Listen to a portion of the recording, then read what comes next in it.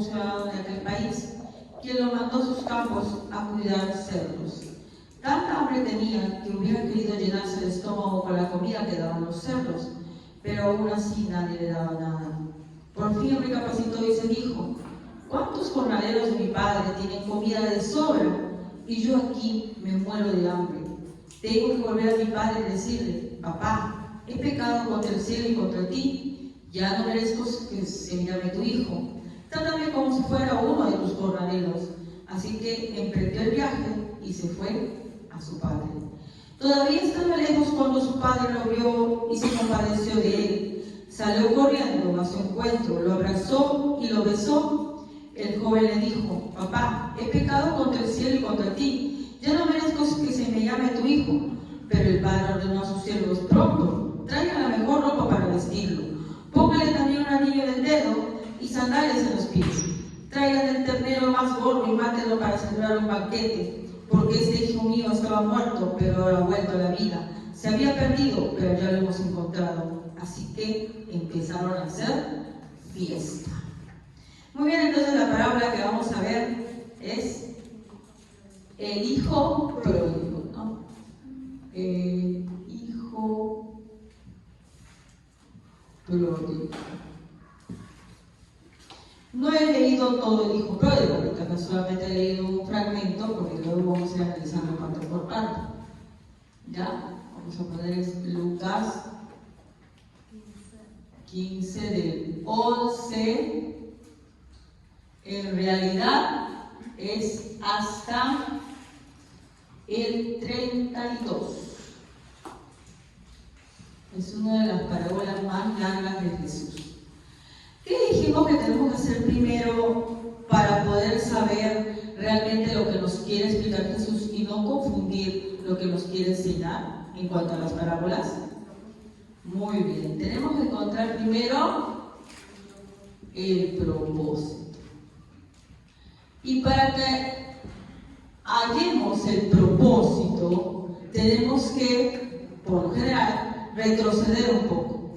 Porque si nosotros comenzamos en el 15:11, donde yo inicié, él dice: un hombre tenía 2 hijos, continuó Jesús.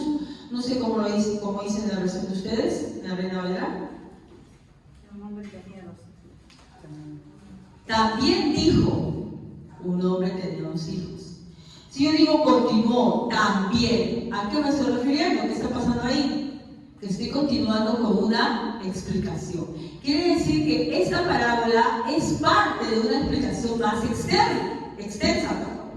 Así que tenemos que retroceder hasta el inicio del capítulo 15. ¿Ya? Entonces vamos a Lucas 15, 1 y 2. ¿Quién lo puede leer, por favor? Muchos cobradores de impuestos y pecadores se acercaban a Jesús para escucharlo. Los fariseos y los expertos de la ley empezaron a quejarse. Este hombre recibe bien a los pecadores y hasta come con ellos. Ok. Vemos el contexto. Está Jesús, ¿no?, con los pecadores, ¿no? Y todos se le acercan a oírlo. Y los fariseos y los maestros de la ley ven esto y ¿qué dicen? ¿Se alegran porque se están convirtiendo los pecadores? No. ¿Qué dicen? Este come con pecadores, míralo, mira pues, ¿no? Compartiendo, y debe ser como uno de ellos. Entonces, miren, ¿qué es lo que quiere aclarar? ¿Ya? Ahora, no solamente una parábola aquí. Antes de la parábola del hijo pródigo hay 2 parábolas. ¿Cuáles son?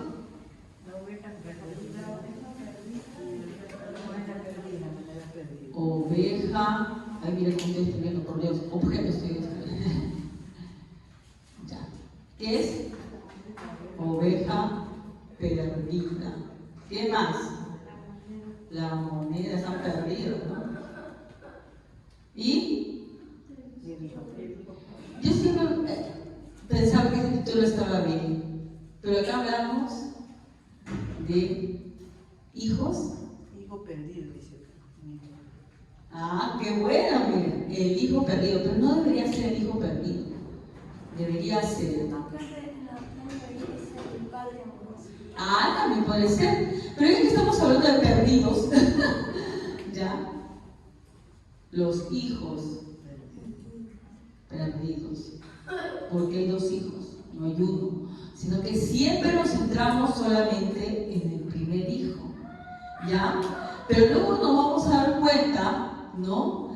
Que cuando inicia esta parábola, ¿no? Hay unos personajes que están criticando a Jesús. ¿Quiénes son? Escribas, fariseos, dice, ¿no? ¿Cómo dicen los ustedes? Los fariseos. Escribas y fariseos. Ellos estaban, ¿qué cosa? Criticaban, ¿no? Criticaban a Jesús, ¿no? Este come con publicanos y esto. Mire, hermano, él siempre da como respuesta. Los fariseos siempre les estaban queriendo hacer caer toda la vida. Ya en esta ocasión los fariseos estaban inclinándose por ver por qué este come con gente perdida. ¿Qué tiene? Está compartiendo con ellos. Y el propósito de la parábola lo vamos a encontrar en las tres, no en uno solo. ¿Ya? Ahora no voy a explicar las parábolas, pero vamos a ver algo importante de cada una. Por ejemplo, la primera parábola, la de la oveja perdida. Lucas 15, 6 y 7. ¿Quién lo puede leer? Y al llegar a casa, reúne a sus amigos y vecinos, diciendo: gozaos conmigo porque he encontrado mi oveja que se había perdido. La parábola completa nos dice que se le pierde una oveja. Tenía 100 ovejas y una se le pierde. Le encuentra y llega a su casa y dice: gozaos conmigo porque he encontrado la oveja que se me había perdido. Lucas 15:9 para ver la moneda perdida. Amén. Y cuando la encuentra, reúne a sus amigas y vecinas diciendo: gozaos conmigo porque he encontrado la dracma que había perdido. Acá se trata de ya no una oveja perdida, sino un dracma perdido. Una moneda, una dracma era algo fuerte en esa época, como una herencia. Entonces, cuando lo encuentra, ¿qué hace?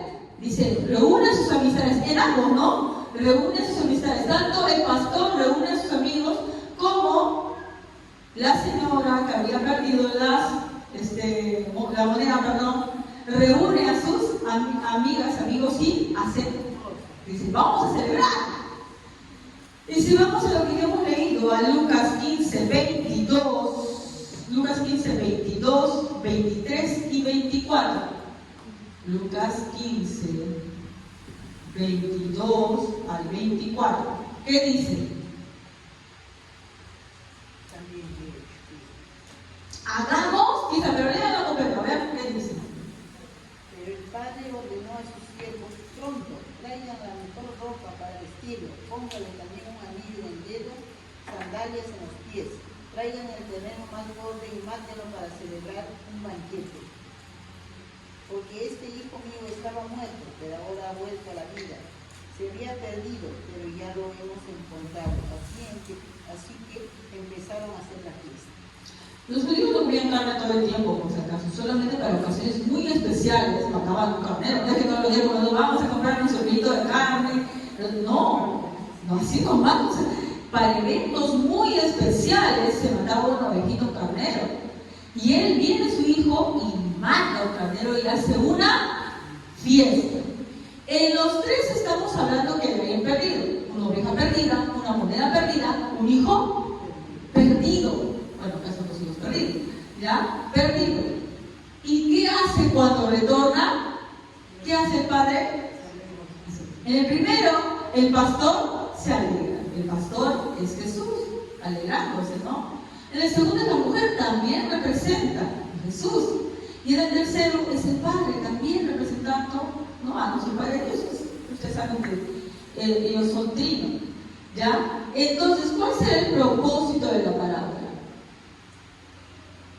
¿Qué quiere presentar a Jesús a estas personas que lo están criticando?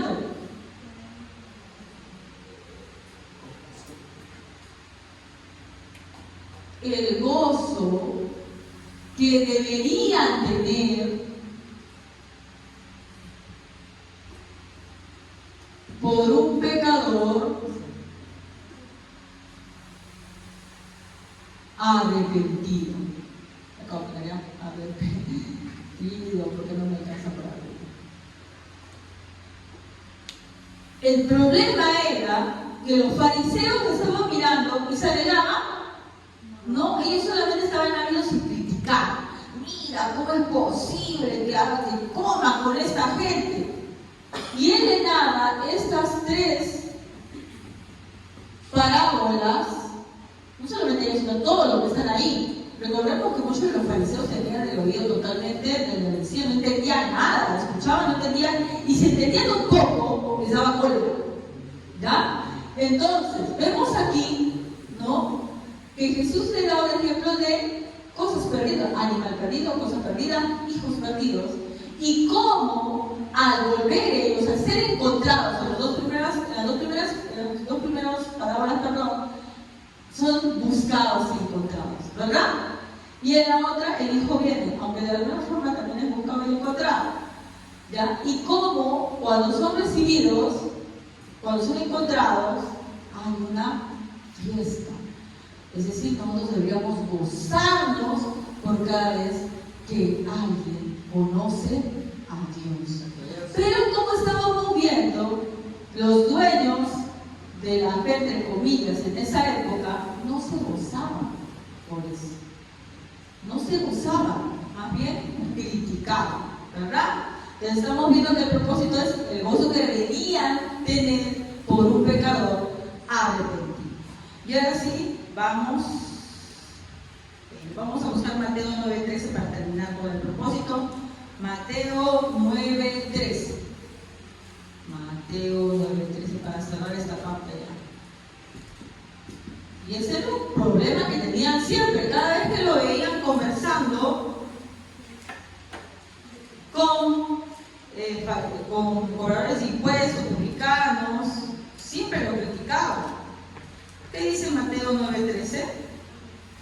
pues, y aprender lo que significa misericordia, pero no sacrificio, porque no he venido a llamar a justos, sino pecadores al arrepentimiento. ¿Ya? Dice, este es el contexto, si vemos Mateo 9:13, ¿cuál es el subtítulo?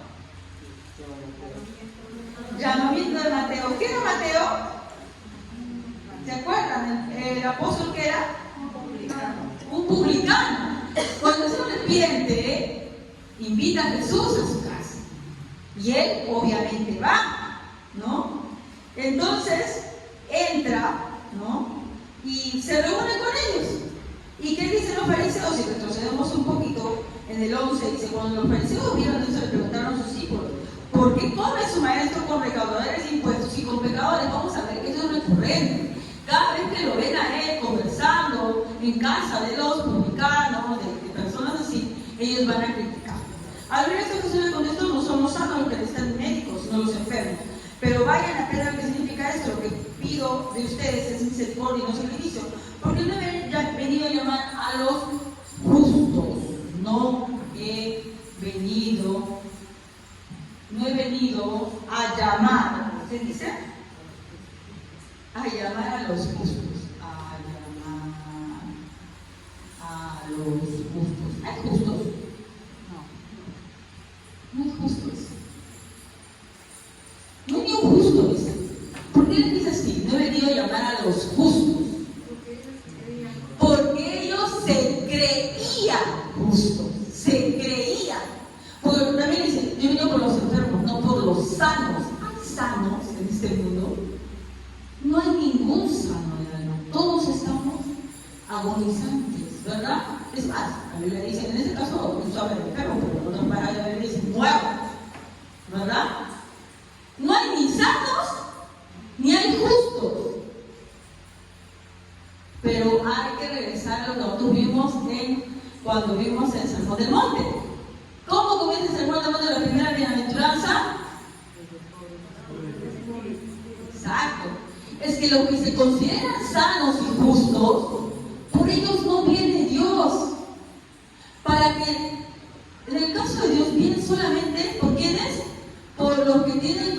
convicción de pecado. Y esa convicción ha sido movida por Dios mismo. Ellos se creían, primero, sanos y justos. Por eso quedaban criticando, ¿sí, hermano?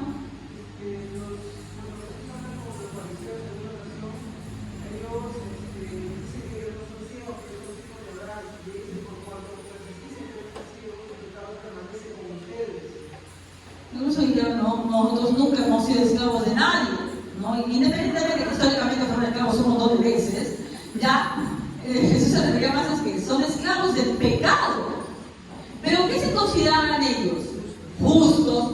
Porque, ¿sabes cómo sabes, para la redundancia, que alguien se cree justo? Porque uno puede decir, ¿no? Acá, teóricamente, yo digo, no, pero yo sé que soy pecador. No, yo sé que no hay ningún justo. Yo sé que necesito de Dios. Eso lo puedes decir teóricamente porque conocemos la palabra de Dios. Pero ¿cómo te das cuenta? Y Jesús se dio cuenta, obviamente, porque veía los corazones, que una persona se considera justa y sana. Acá los fariseos nos están dando la muestra de cómo es que nos podemos dar cuenta que una persona se considera justa y sana. Por más que diga, no, yo soy un pecador, yo soy injusto, claro, todos somos pecadores delante de los ojos de Dios. ¿Qué hacían los fariseos? No critican, porque juzgan. Exacto, criticaban y menospreciaban. Cuando tú criticas y menosprecias, así tú digas, no, sí, yo no soy justo, yo no soy un pecador. En tu corazón, lo que realmente está, aunque no te des cuenta, ¿qué cosa es? Yo soy justo. Yo soy mejor que ese que está ahí. ¿Tú crees que a los fariseos les pasaba por la cabeza que ellos estaban peor que los publicanos y que las prostitutas? ¡No! Cada vez que nosotros criticamos y menospreciamos, que lo hemos hecho muchas veces, porque nadie puede decir, no, yo nunca. Muchas veces nos consideramos, justos y estamos actuando igual que los fariseos. Que cuando veían a Jesús que entraba a casa de los publicanos, a casa de las prostitutas, de compartir para poder hablar la palabra, mira, su maestro, ¿no? Como le dicen a sus discípulos, le dicen, ¿no? Porque es su maestro, come con recaudadores de impuestos y con pecadores. Ahí te das cuenta que la persona se considera justa, por más que no lo diga. Y muchas veces, siendo cristianos, ya conociendo la palabra de Dios, nos sentamos, hermanos, y comenzamos a criticar y a menospreciar a los demás. ¿Qué nos da ese derecho? Que pensamos que somos justos. Pensamos que somos justos. Todos caemos en eso algunas veces, por eso que es indispensable examinarnos todo el tiempo para darnos cuenta que somos pecadores, ¿no? Y siempre estamos así, pero ¿por qué ese hermano llega tarde? Y ese hermano no cumple, y ese hermano hace tal cosa. Yo no estoy diciendo que el hermano no hay que decirle nada, estoy diciendo simplemente que si yo estoy mirando el pecado solamente en otro y no soy capaz de redarguir mi propio pecado, entonces tal vez tenga esa dureza de corazón que tenían los fariseos. Entonces, ya hemos visto ¿qué cosa? Que el propósito de esta parábola del hijo pródigo es el gozo que quiere demostrar Jesús, el gozo que se debería tener por un pecador arrepentido. Porque vimos que cuando inicia, son los escribas y fariseos que están murmurando en contra de Jesús porque él estaba comiendo con ellos, compartiendo con ellos. Vimos que después no es solamente la parábola del hijo pródigo, sino que hay 3 parábolas juntas que nos hablan de lo mismo, ¿no? Que una persona encuentra su oveja perdida y se goza, llama a todos y hace celebración. La señora que encuentra su moneda perdida y también llama a sus amistades y hace una gran celebración. Y luego el padre que encuentra a su hijo perdido, bueno, que no es su hijo perdido, y dice, hagamos fiesta, matemos un cordero, porque es hijo que estaba muerto a vivir. Ese es el propósito. Y nos damos cuenta pues que los escribas y fariseos, cada vez que iban con Jesús decían, oye, ¿esto con quién está? Y Jesús le decía, yo no he venido a llamar a justos, pero ya sabemos que no hay un solo justo. Debería decir, no he venido a llamar, porque la intención de decir Jesús era a los que se creen justos, porque el que no tiene convicción de pecado y no se arrepiente, no va a llegar nunca a Dios. Solamente el que tiene convicción de pobreza de espíritu e inutilidad total llega a Jesús. Ahora sí vamos a entrarnos entonces a qué cosa, a lo que es la palabra, ¿no? Pródigo significa despilfarrador. En esta parábola, si vamos a Lucas 15:11, pueden leerme solamente ese versículo, por favor, Lucas 15:11, que nos dice: Un hombre tenía 2 hijos, continuó Jesús. hasta ahí. ¿Ya? ¿Cuántos hijos tenía el hombre? 2. Entonces, ¿cuántos personajes hay en esta parábola? 3. ¿Quiénes son los personajes? Muy bien. El que siempre ha sido tomado incluso como título es el hijo perdido, el primero, ¿no? El pródigo, el que despilfarra. Luego también, como nos dijo la hermana Katy, en su Biblia dice el padre amoroso, ¿no? Algo así. Entonces también. Pero también hay otro hijo más, y muchos versículos también se dedican a él. Entonces acá tenemos 3 personajes. Hoy día vamos a ver uno y un poco del otro, ¿ya? Pero no vamos a terminar con los 3 personajes, ¿ya? Recién la próxima semana, si es que se puede, si es que Dios quiere, terminamos con el otro personaje. Vamos a comenzar con el más conocido, ¿ya? ¿Cuál es el más conocido? Ya, el pródigo, el despilfarrador. Entonces vamos a poner el hijo, ¿qué era, mayor o menor? El hijo menor. Ya, vamos con el hijo menor. ¿Qué hace el hijo menor? Vamos a estudiar las características del hijo menor. Y para eso leemos primero Lucas 15:2. ¿Qué dice Lucas 15:2? El hijo menor le dijo al padre: quiero la parte de mi herencia ahora, antes que mueras. Entonces el padre ascendió a dividir sus bienes entre sus 2 hijos. Gracias, hermana Vania. Muy interesante su versión de la hermana Vania. Dice: quiero mi parte de la herencia antes de que te mueras. ¿Cuándo te dan la herencia? Cuando el padre se muere, cuando el dueño de la herencia se muere, ¿verdad? Al pedir antes la herencia, ¿qué le está deseando su padre? Que se muera. No, más bien que no puede esperar que se muera, que ya no quiere estar con él. No tiene tiempo para estar esperando que este viejo se muera. ¿Quién sabe no se muere ahorita? Va a tener como 20, 30 años y no tiene tiempo para estar esperando eso. Ella quiere vivir su vida, quiere hacer lo que quiera, quiere conocer el mundo, quiere viajar, quiere gastar, divertirse. Tiene su derecho, dice él. Y este viejo todavía no creo que se vaya a morir.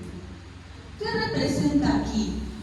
Lo que casi todos fuimos, hermanos. Todos, por decirlo menos, todos. Cuando estábamos en el mundo, menospreciábamos al Padre. No, pero yo nunca le pide herencia a Dios. Pero gastábamos lo de Él en lo que nosotros queríamos. Así viven las personas. Hablaba esta semana con uno de mis colegas y decía: hay personas que creen que no han pecado. Por eso, bueno, yo no he matado, yo no he fornicado, yo no adultero, entonces yo no soy pecador. Pero el pecado, ¿cuál es? El más grande es el de Adán y Eva. El no querer a Dios porque les estorba. El querer hacer tu vida sin Dios. La serpiente le dijo a Eva: si tú comes en esta fruta, serás como Dios. ¿Para qué quería ser como Dios? Para ya no necesitar a Dios. ¿Verdad? ¿Qué nos dice en Romanos? Creo que sí, en Romanos, ¿no? Romanos 1:9, si no me equivoco, 1:11, ¿no?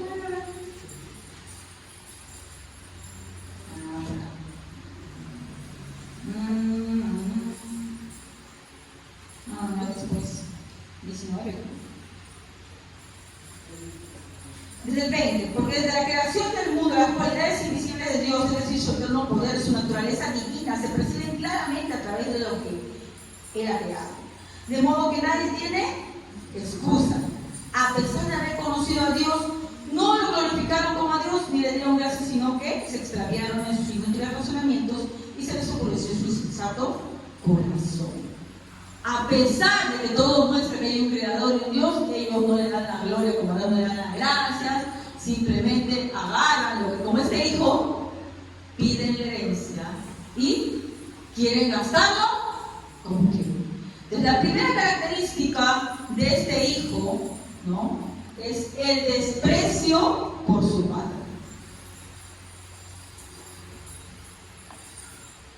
Al pedirle antes la herencia, le dice: ¿por qué no te mueres? No puedo esperar que te mueras. Tengo que vivir. Tú no me dejas hacer lo que yo quiero. Yo quiero salir, divertirme, y tú me tienes aquí atado. ¿Cuántos hemos sido así con Dios? ¿No? Cada vez que alguien nos hablaba de Dios, ay, pero ¿por qué? A mí me limita, yo quiero ser feliz. No tienen la menor idea de lo que es felicidad, pero bueno, ¿quién quiere ser feliz? ¿No? Entonces esa petición equivale a decir que quería que su padre se falleciera. Vamos a Lucas 15:13, otra característica más. Lucas 15:13, que nos dice 15:13, versículo 5. Amén. No muchos días después, juntándolo todo el hijo menor, se fue lejos a una provincia apartada, y allí desperdició sus bienes viviendo perdidamente. Hay que ver algo, ya antes de salirnos al 13. ¿El padre le da? Sí le da. Sí le da. Si tu hijo te pide así, dame la herencia que necesito, bueno, venga así, ¿no? Ahí yo he conocido gente que incluso llega de la casa le quieren botar al papá. Planean cómo hacer todo el papá. Nadie me preguntó a mí, yo estoy aquí todavía vivo, discúlpenme, ¿no? Pero hay muchos así, y él pida, ya quiere, ¿no, papá? Y piden con esa, ¿no? Yo tengo derecho, es mío, es lo que me corresponde. Eso ante los ojos de Dios es abominable. Que tú exiges a tu padre, tú me tienes que dar. Y todavía algunos tienen la mucha apertura de decir, porque tú me trajiste a este mundo. Dios debería hacer. En vez de estar agradecidos, tienen todavía ese descaro. Eso para Dios es abominable, porque Él lo toma como para Él, porque Él es un padre. Y cuando sus hijos se revelan de esa manera, sabe cómo se siente un padre. Entonces, eso no va a quedar sin castigo. Esa forma de hablar a los padres no queda sin castigo. Entonces, miren que Él lo da. Él le da. ¿Por qué le da? Porque miren, hermanos, hasta los que están allá afuera tienen lo que Dios les ha dado, pero solamente que ellos no lo reconocen. Dice que Dios hace llover sobre justos e injustos. Todo lo que tienen, el aliento de vida, su cuerpo, trabajo, salud, todo lo que tiene se lo ha dado Dios. Pues el Padre, como dice aquí, sí le da su herencia, le da. Entonces en el segundo dice que no muchos días después se va. Se fue ya. Eso quiere decir que recibió su herencia y así más rápido que una bala la vendió. ¿Verdad? En esa época la herencia por lo general no era grande cantidad de dinero. ¿Qué era? Tierras, ¿verdad? Porque las ganancias, todo lo que vivía una familia estaba en chacras y en ganado. No creo que este hijo se haya ido con todas sus ovejas, animales a la otra tierra. Lo vendió, encima lo malbarateó, porque eso es lo que hacemos con las cosas que nos da Dios. Dios nos da muchas cosas, nos da nuestro cuerpo, y no lo utilizamos para amar. Esos regalos que nos ha dado Dios, no los utilizamos para hacer cosas malas. Las personas, por ejemplo, que luego se emborrachan, se drogan, con el cuerpo que Dios les ha dado, no lo malgastan esa gran herencia. O si tan solo lo dedicamos solamente en nosotros, digamos, porque siempre tomamos casos extremos como sí, el que se emborracha, sí, el que se vuelve prostituta, se vuelve... No, El que vive su vida sin Dios, tal vez proyectándose solamente tener un gran trabajo, pero eso también es malbaratear tu vida. ¿Por qué? Porque, no, hermana, está bien, obviamente tener un trabajo, pero eso no puede ser el objetivo principal de tu vida. Porque estás malbarateando la herencia de tu padre. Porque tu padre tiene una herencia eterna, pero a ti te gusta más la herencia física, carnal. Incluso si yo dedicara mi vida a ser un gran profesional, a tener un gran trabajo, tú has malbarateado tu herencia. ¿Por qué? Porque lo que Dios te dio fue para cosas más grandes que tú no entiendes. No te limites a este simple mundo, porque tú vas a vivir más de 90 años. Si tuvieras que vivir ahora, vivimos menos, pero cada vez no. La esperanza de vida se va reduciendo. Muy poca gente llega a los 100. Muy poca gente. Dedicamos nuestra vida, nos consagramos, gastamos tiempo en algo que solamente será limitado. Y Dios obviamente no te dice que no lo hagas, que no inviertas aquí, pero que no pierdas de vista, ¿qué cosa? Tu verdadera herencia, la herencia eterna, ¿verdad? Entonces dice que este chico, ¿qué hace? No muchos días después, no quiere decir que él quería deshacerse ya. Porque quedándose ahí en el mismo lugar, ¿iba a lograrlo? No, porque su mamá todavía estaba ahí, lo voy a estar viendo lo que iba a hacer. Entonces, ¿qué hace? Voy a vender, ¿qué le habrá dado? Vacas, ovejas, no lo sé, sus terrenos y se va. ¿No? Se va. Entonces dice, juntaron todo el hijo menor, se fue lejos a una provincia apartada. Y allí desperdició sus bienes, viviendo perdidamente. Saquemos de nuestra cabeza el pensar que perdidamente, solamente es todo lo escandaloso. Este drogadicto, si este ratero. Eso no es solamente pérdida. Sí, eso también es perdidamente, pero no es la única forma de vivir perdidamente. Cuando habla de perdidamente, ¿de qué habla? De que se perdió, se extravió del camino que le dio el Padre. Así que solamente no es, ¿no? Ir por ahí, emborrachándote, drogándote, no es solamente. Si te sales del camino que te dio el Padre, también estás viviendo perdidamente, aunque tu vida parezca, entre comillas, muy recta y muy buena.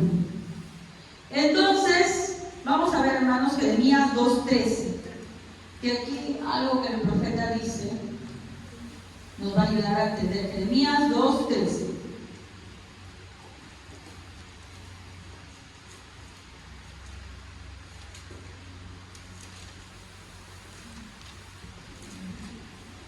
Amén. Mi pueblo ha cometido dos pecados en mi contra.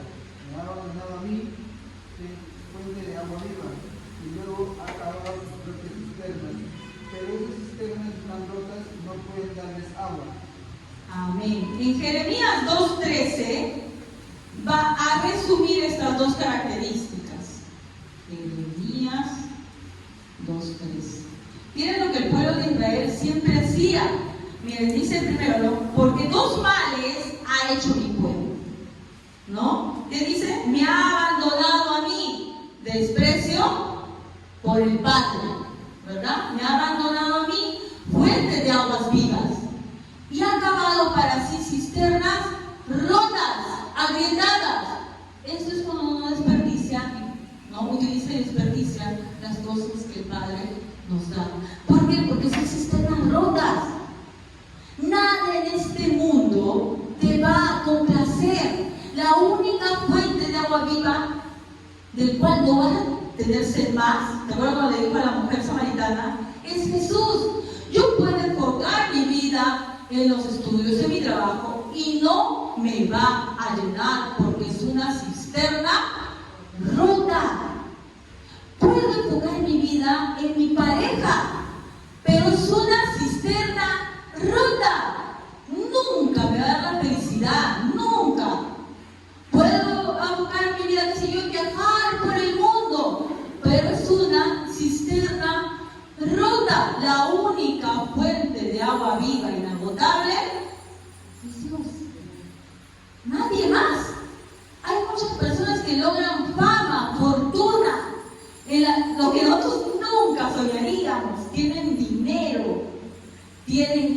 casas, tienen fama, son queridos y se matan.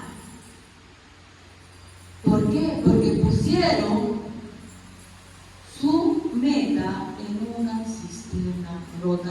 Todo lo que hay en este mundo es una cisterna rota, porque el único que te llena y te sacia y no vuelves a tener sed es Dios. Tu casa, tu carro, profesión, esposa, hijos son cisternas rotas.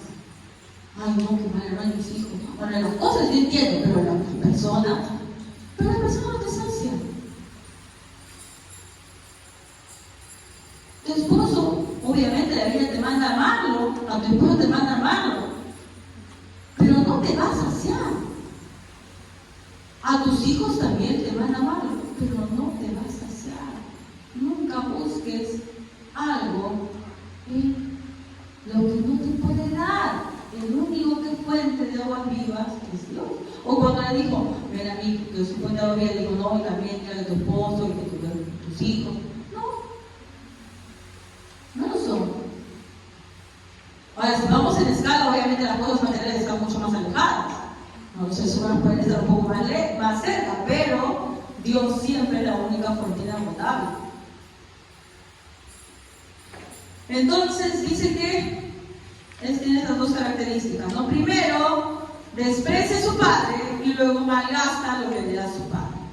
Pero, qué bueno, menos mal que este chico llega a un punto, ¿no? Gracias a Dios le pasan desgracias. Sí, gracias a Dios le pasan desgracias. Gracias a Dios, ¿saben qué pasa? Llega un gran hambre al lugar. Porque lo que puede ser algo terrible para los demás puede ser un instrumento de Dios para que sus hijos se acerquen a Él. Vamos al versículo 14. Y cuando todo lo hubo malgastado, vino una gran hambre, dice el mío, escasez, en aquella provincia y comenzó a faltar. 15. Y fue y se arrimó. Él se fue, no es que lo haya llamado, no, él se arrimó porque veía que ya no había. Nosotros tal vez nunca hemos parecido un hambre, pero históricamente cuando tú ves las épocas de hambruna, había gente que casi se comía sus zapatos. Cuando los zapatos eran de suela de cuero, porque no eran de cuero, ahora ya pues ni eso se alimentaría por todo sintético. Pero sí, hubieron épocas en Israel donde se comieron a sus hijos. Decían, hoy no comemos a tu hijo y mañana no comemos al nuestro. Una vez un caso hubo así que fue presentado, ¿no? Que vio una mujer decir, mira, ¿no? Y uno le dice, no, mató a mi hijo. No, le decía, que esta mujer habíamos acordado que hoy nos comíamos a su hijo y después nos íbamos a comer a mi hijo, ahora no nos quiere dar a su hijo. Para que veas a qué punto llegaba el hambre. No es que, ay, no, sí falta, a veces pues no escasea algo, no, el pollo ha subido, el huevo ha subido, pero no ves, se va a comer otra cosita más, ya pues no me descrita, aunque sea cualquier cosa de tejitas, ¿no? ¿Qué pasa? Ya, pero te vas a comer eso, ¿no? En esa época no había nada de nada, muertos de hambre, y vino una gran hambruna, y él ya no tenía nada de dinero, cuando eran los amigos que comían, no hay dinero, se evapora. Así que él se arrima a uno de los ciudadanos de aquella tierra, el cual envió a su hacienda, ¿para qué? Para que apacente cerdos. Lo más despreciable que le puede pasar a los judíos, porque para ellos el cerdo era un animal inmundo. Ellos no comían, no negociaban cerdo, porque no, la ley lo prohibía, para ellos era inmundo. Por eso él estaba en una provincia lejana, obviamente, ¿ya? ¿Por qué le pasa esto a este chico?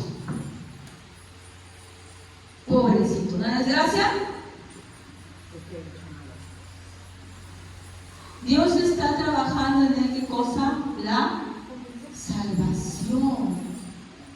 Y esta desgracia es el primer paso, el llamado. El llamado se da por el Evangelio, hermanos. Pero ese es el mecanismo que ha utilizado Dios. Pero mucha gente no hace caso al llamado. Y si ha sido, y si es un elegido de Dios, Dios va a comenzar ¿a qué? A tratar con él. Si es que no hubiera sido un elegido de Dios, quién sabe hubiera seguido su vida, o tal vez hubiera sido como un pecado, se hubiera ido una desgracia, pero nada más no se hubiera ni dado cuenta. Más bien hubiera maldecido a Dios por esa desgracia, porque hay mucha gente que hace todo mal en su vida, y cuando le da mal, maldice encima a Dios. ¿Ya? Pero ahí le comienzan a suceder cosas malas, horribles, porque dice que hasta que le da ganas de comer lo que come el cerdo. ¿Ya? Pero eso tiene un propósito. ¿Qué cosa es? Es un trato de Dios. Vamos a ver a Jeremías 30:11. Jeremías 30:11. ¿Qué dice en Jeremías 30:11? Yo contigo te salvaré, dice el Señor. Destruiré todo completo a las naciones entre las cuales te esparcí, pero a ti no te destruiré por completo. Te disciplinaré, pero no justicia, no puedo dejarte sin castigo. Amén, hermano. ¿No? No está hablando de Israel, ¿no? Le dice, como es su pueblo escogido, que lo va a salvar. ¿No? Dice, porque yo estoy contigo para salvarte, dice Israel. Dice el Señor, ciertamente el exterminio de todas las naciones, todo lo que tiene nuestro reino va a ser exterminio, entre las cuales te he dispensado. Pero en ti no hay exterminio, sino que te castigaré con justicia. De ninguna manera te daré por inocente. Le está diciendo, yo te voy a salvar, Israel, pero de ninguna manera te voy a dejar de castigar. Te voy a dar. Vamos a Hebreos 12:6. ¿Qué dice en Hebreos 12:6?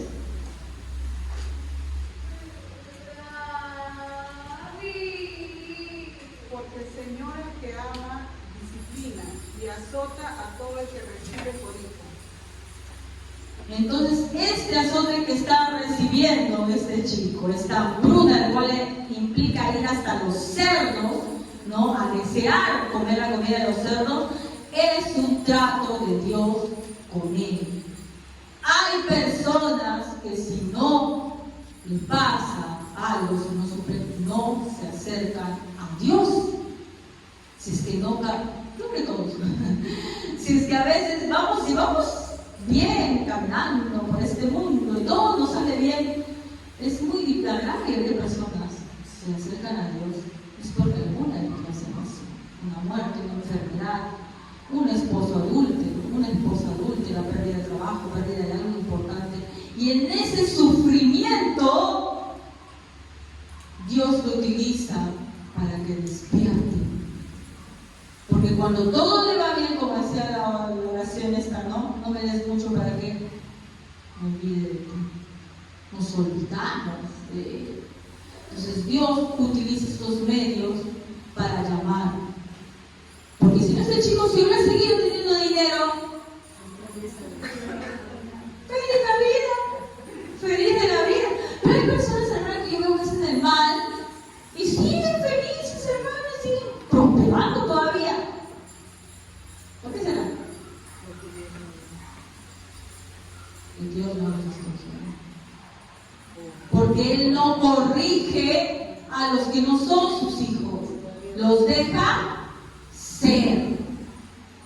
Los deja que sigan prosperando, que sigan felices. Y hay algunos que incluso reciben nosotros igualito.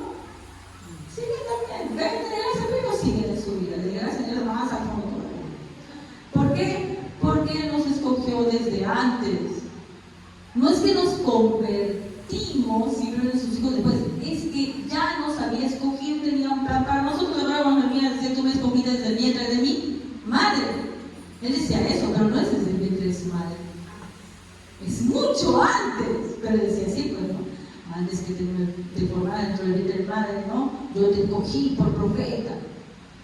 ¿Qué dice en Efesios 1:4? Efesios 1:4, ¿qué nos dice?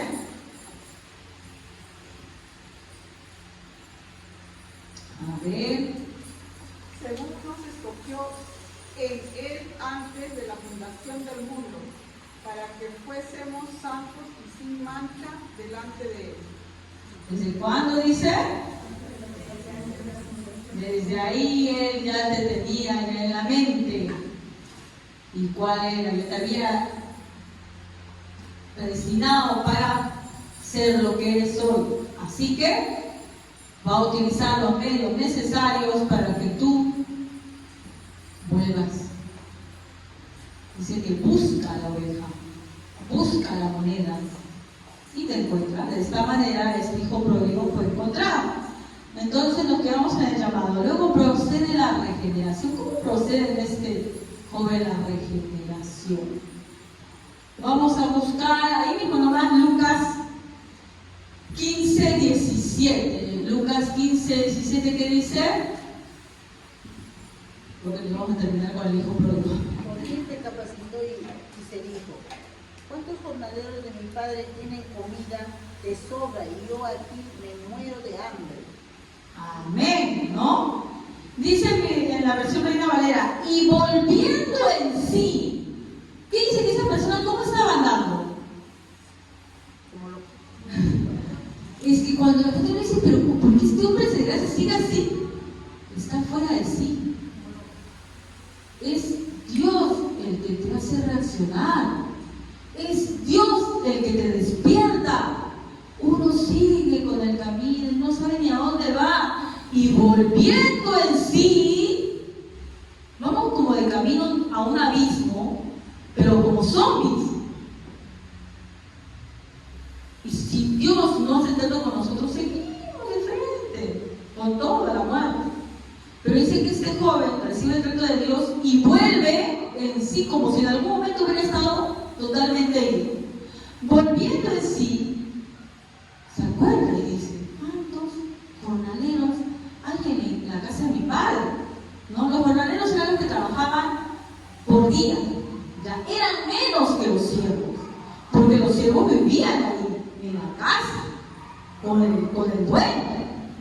Eran como parte de la familia, pero los jornaleros estaban afuera. Y es más, estaban afuera esperando que alguien los contratara. ¿Se acuerdan de cuando contrata a diferentes horas? Esta palabra también. ¿Qué estaban haciendo los jornaleros? ¿Estaban dentro de la casa? No, estaban afuera esperando que alguien les trabaje. Aunque sea eso, voy a hacer, decía él. Y se acuerdan que su padre es tan generoso que incluso a esos jornaleros no les falta nada. Porque así es nuestro Dios, es súper generoso. Dice, voy a volver, ¿no? ¿Quién le da esa vuelta en sí a él? Dios. Ezequiel 16:26 nos dice, os daré corazón nuevo y pondré espíritu nuevo dentro de vosotros y que traeré vuestro corazón de piedra y os daré un corazón de carne. ¿Ya? Ese es, por eso lo vamos a ver aquí para la teoría. Ezequiel 36:26. Vamos a ver, pues no vamos a botar el tiempo, vamos terminando ya. Pero que terminar. Ya, Ezequiel 36:26. Luego viene la conversión, miren lo que va a decir este chico. ¿Ya? Dice Lucas 15:18. ¿Quién lo puede leer? Lucas 15:18.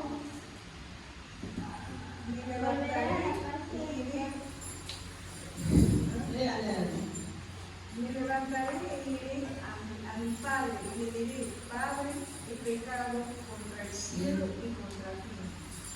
Ya no soy digno de ser llamado tu hijo. Hazme como uno de tus jornaleros. Y en el 20 al inicio dice, y se levantó. ¿Qué hace él? Estaba yéndose perdido y se vuelve, regresa. Esa es la conversión. Doy un giro de 180 grados y me estaba alejando de Dios, pero él regresa a su padre, ¿verdad? Entonces él dice, me levantaré, iré a mi padre, le diré, Padre, he pecado contra el cielo y contra ti, ya no soy digno de ser llamado tu hijo, hazme como uno de tus jornaleros. Y se levantó y se fue, ¿verdad? ¿Cómo es que sucedió eso? Como vimos en el Sermón del Monte, hermanos, tuvo convicción de pobreza, no la pobreza del hambre, porque acerca del ejemplo te da como la pobreza del hambre, ¿no? Es la pobreza de espíritu. La única que te convierte es la pobreza de espíritu. El saber que por ti mismo no puedes hacer nada. Pero cuando tú piensas que estás bien, que todo lo que tú estás haciendo es correcto, no puedes ser pobre de espíritu. Los pobres de espíritu son solamente los que tienen la convicción que sin Dios no son nada. Eso es lo único que hace volver a algo. Otra cosa no te hace volver. ¿No? Entonces eso es la Biblia, entonces por eso se lo voy a poner aquí, por si no se acuerdan de Mateo 5:13. Y vamos a ver que regresa ahí. Vamos a ver un poquito de la característica del Padre antes de terminar.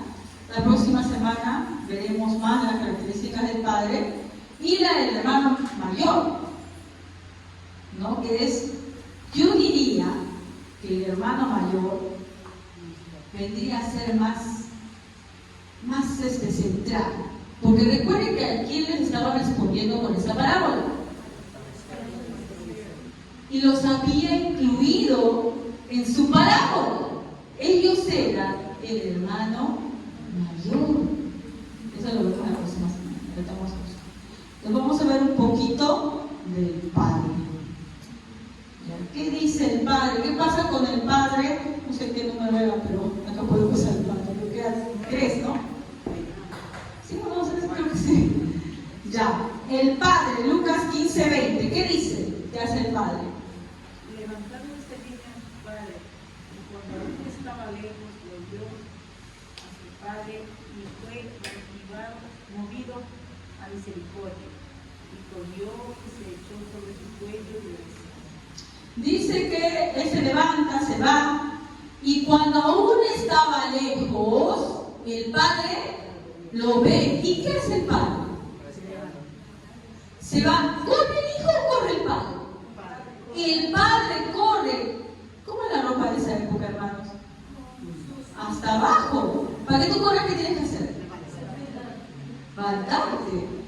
Encima él supone un anciano, Señor. ¿Qué hace él? Corre hasta su hijo. No deja que él llegue. Él va a su encuentro. Y sin dejarlo hablar, ¿qué hace? Se echó sobre su cuello y le besó. Le besó. Y él tenía todo un discurso preparado. Y se lo dice a Amelia. Pues Amelia pensé que la deja terminar el papá. ¿Ya? Pero el Padre va corriendo. Incluso dice que para esa época era vergonzoso mostrar tus piernas. ¿Ya? Para los hombres. Un anciano, los jovencitos podían estar encima, pero un anciano no. Pero para que veas que Dios se hace vergüenza por nosotros. ¿Cómo se hizo, por ejemplo, Jesús cuando fue crucificado? ¿Qué no le hicieron? ¡Siendo Dios! Tú sabes, siempre lo digo, no siempre lo pienso.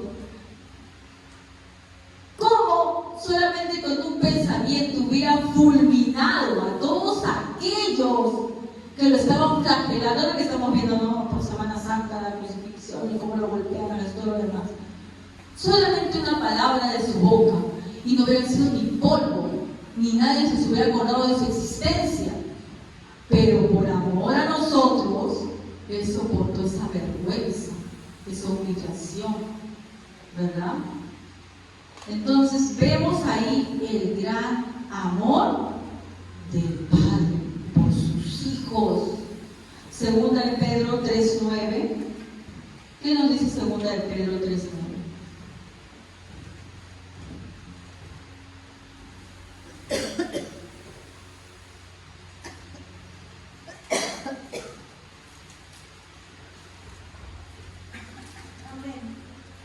El Señor no retarda su promesa, según algunos la tienen por tardanza, sino que es paciente para con nosotros, no queriendo que ninguno perezca, sino que todos procedan al arrepentimiento.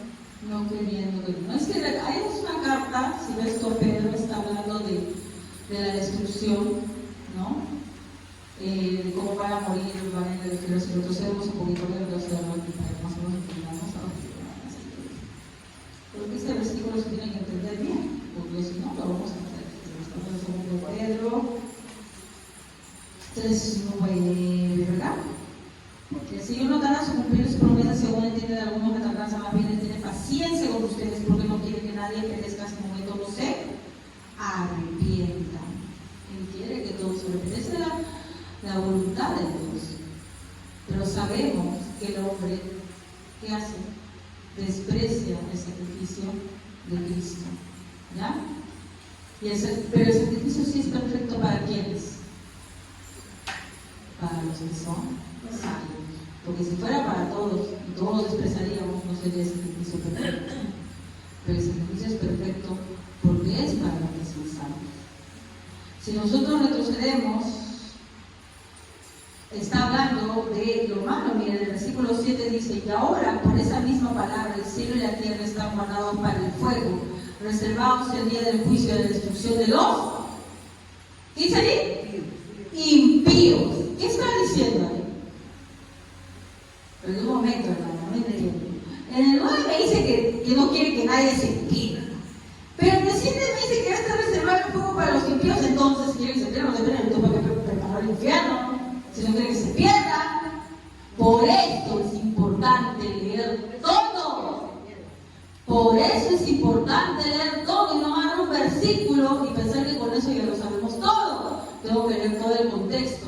La parte de Pedro nos está diciendo, nos habla primero de que ya se preparó y ahora por esa misma palabra el cielo y la tierra están guardados para el fuego. Eso está preparado, reservados para el día del juicio y de la destrucción de los impíos. Eso está reservado, ya está.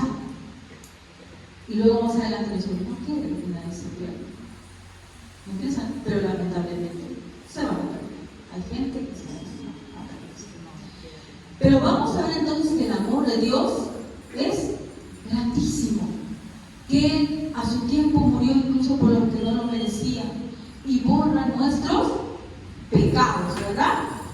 Vamos a ver un par de versículos más, porque si no, no nos va a dar el tiempo, ¿ya? Vamos a Nehemías 9:17.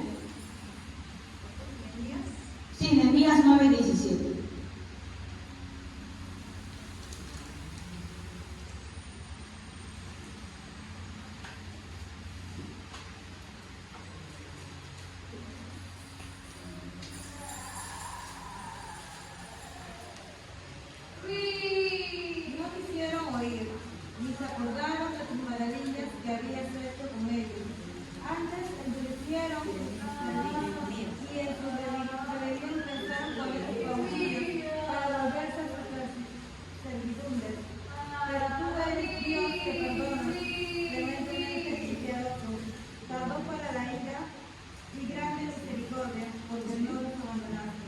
Dios perdonador, clemente y compasivo, lento para la ira y grande en amor. Está hablando de lo del pueblo de Israel, ¿no? Que un tiempo cuando estaba en el desierto quiso regresar.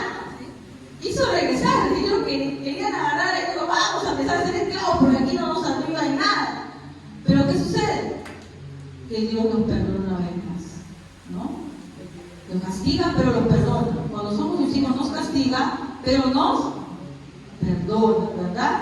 Dice, pero tú no lo abandonaste porque eres Dios perdonador, clemente y compasivo, lento para la ira y grande en amor.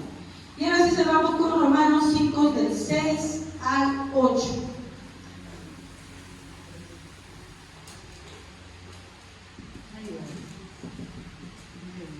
Nehemías 9:17 y ahora Romanos 5 del 6 al 8. ¿Quién lo puede leer? Romanos 5 del 6 al 8. ¿Nadie encontró? Yo lo leo. Cristo, cuando aún éramos débiles, a su tiempo murió por los impíos. Ciertamente apenas morirá alguno por los justos. Con todo pudiera ser que alguno osara morir por el bueno.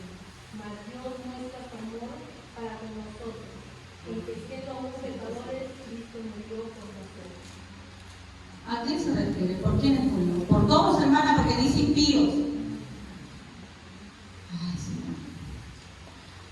Dice, con todo, osara morir alguien por el bueno. ¿Existe un bueno?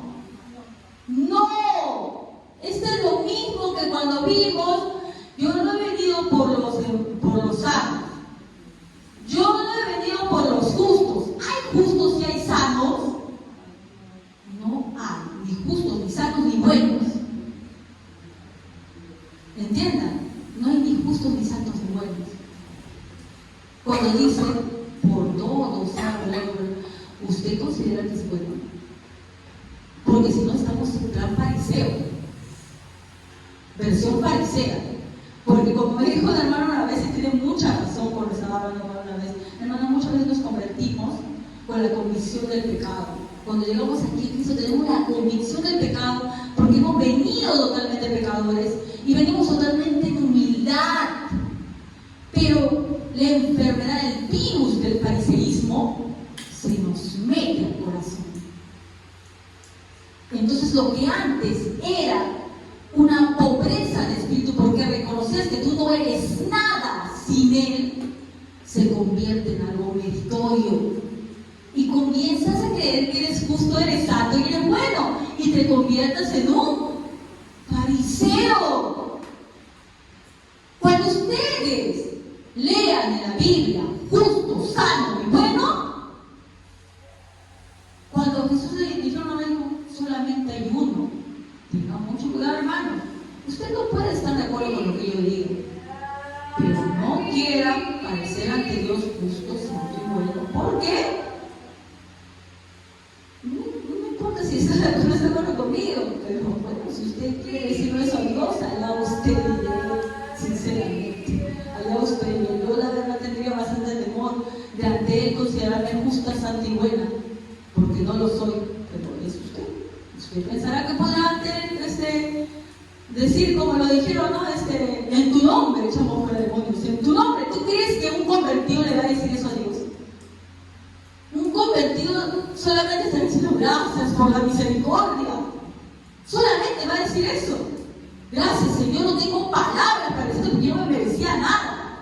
Pero esto, cuando tú escuchas eso que dicen en tu nombre, ¿creen que lo merecen? Y adelantando un poquito de la próxima semana, el hermano mayor no quiere entrar a la fiesta y le dice, yo toda la vida te he servido. ¿Sabes qué es lo peor? Te reclamas un derecho que no tienes. Piensas que porque estás aquí tienes algún derecho, no tenemos ninguno. Es como si dijeran, yo toda la vida he predicado, ¿por qué me ha pasado? ¿Por qué tengo un hijo que dice, si yo toda la vida he estado con Dios? ¿Qué derecho tengo yo? Si mi hijo es así, gloria a Dios. Es así. El problema es que a veces pasamos tiempo y nos olvidamos de dónde salimos. Y entonces el versículo nos dice, cuando éramos débiles a su tiempo murió por los impíos, nosotros impíos. Ciertamente apenas morirá alguno por un justo por todo. Pudiera ser que algunos hagan morir por el bueno. Más Dios muestra su amor para con nosotros, en que siendo pecadores Cristo murió por nosotros. Somos todavía pecadores, porque nuestro corazón se inclina hacia el mal, porque incluso nuestros buenos deseos de hacer el bien, porque sí, por ahí nos surge, yo quisiera ayudar, lo contaminamos. Pero algún día seremos regenerados, no totalmente, y estaremos junto a Él totalmente libres de su propia carne, que como decía Pablo, quiero hacer lo bueno, pero me voy para lo malo. El mismo Pablo, el apóstol Pablo decía eso. Porque yo sé que está bien, pero mi cuerpo, miserable de mí, sé, pero no puedo, lucha en mí. ¿Quién se cree tan mejor que Pablo? Entonces, estamos viendo que el Padre es todo amoroso. Este hijo que volvió de donde se estaba alejando es recibido por el Padre y ni siquiera le deja hablar. Después va a decir Padre para que lo vamos a ver la próxima semana, pero no lo deja ni terminar el discurso que había preparado en su mente. No, es como un niño, ¿no? Piensa que le va a dar algo a Dios para merecerlo.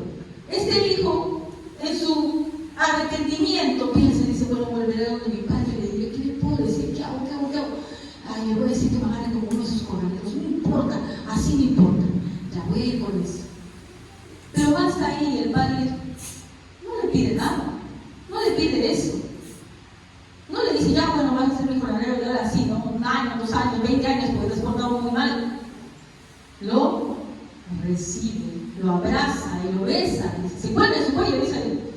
Se ve que el padre es un poquito más bajito, no sé.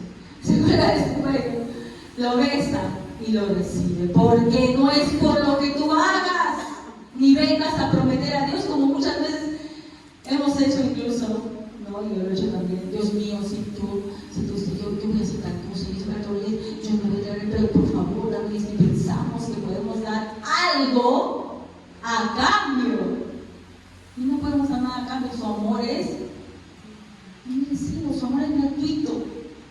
Solamente podemos dar algo muy grande con nuestra vida, que es las gracias. Los frutos son justamente eso, la gratitud que le tenemos a Dios por lo que nos ha dado. Vamos a ponernos de pie, hermanos, y vamos a orar. Padre amado,